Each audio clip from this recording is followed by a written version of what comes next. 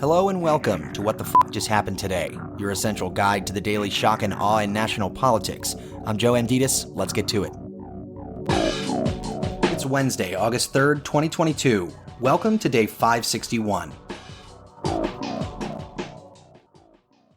Voters in Kansas rejected a proposed state constitutional amendment that would have allowed the legislature to ban abortions. About 60% of voters wanted to maintain abortion protections, compared with roughly 40% who said they wanted to strip them from the state constitution.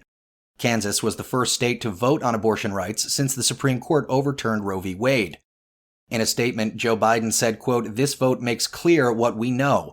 The majority of Americans agree that women should have access to abortion and should have the right to make their own healthcare decisions," end quote.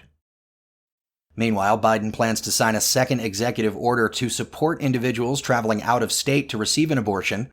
Both orders direct Health and Human Services Secretary Xavier Becerra to consider, quote, "all appropriate actions to ensure healthcare providers comply with federal non-discrimination laws so that women receive medically necessary care without delay," end quote.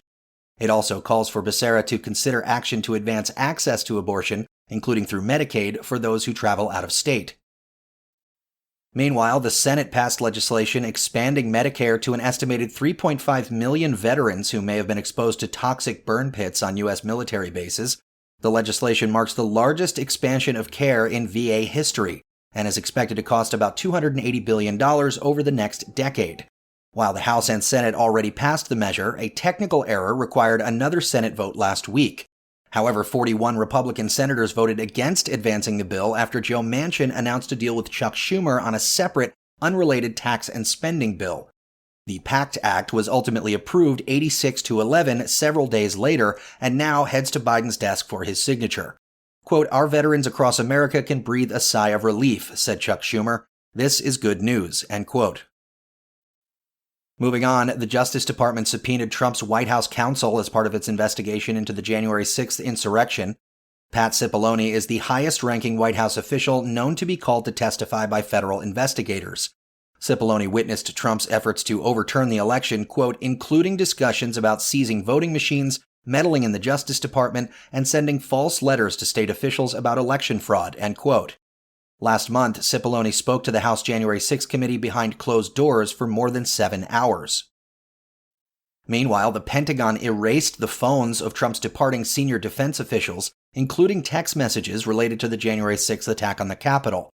Court records indicate that the Pentagon wiped the government-issued phones of officials in charge of mobilizing the National Guard in response to the attack, including then-acting Defense Secretary Chris Miller and then-Army Secretary Ryan McCarthy.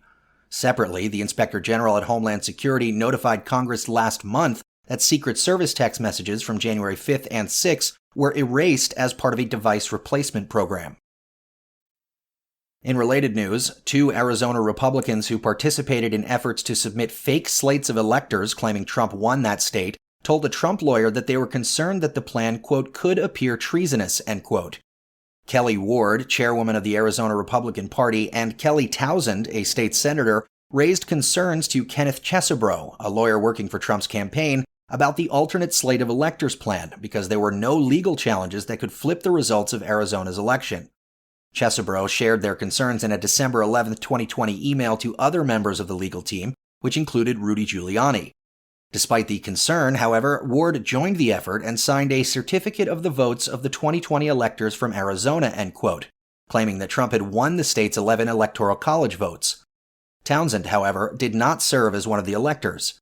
Both have since received subpoenas from the DOJ asking about the fake electors plan. And finally, a Trump-endorsed election denier won the Republican nomination to oversee voting in Arizona.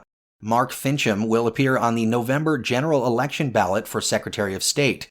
Finchem was at the Capitol on January 6th and introduced several resolutions this year seeking to decertify the 2020 election results in 3 Arizona counties based on false allegations of fraud. That's all for now. You can find the links and sources for all of these stories on the main website. And as always, visit whatthefjusthappenedtoday.com for the latest news and headlines. Until next time, I'm Joe Amditis.